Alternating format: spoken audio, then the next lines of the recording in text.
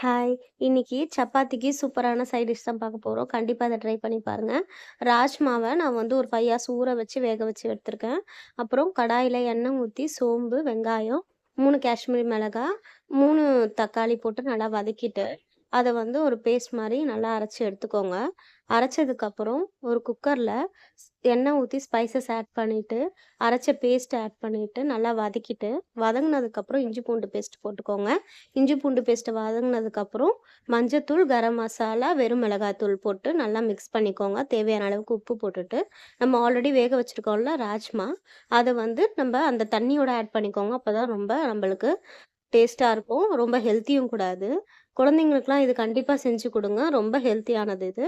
ஒரு 4 விசில் வச்சு எடுத்தீங்கன்னா, சூப்பரான கிரேவி ரெடி. இதுக்கு சப்பாத்திக்கு சூப்பரா இருக்கும்.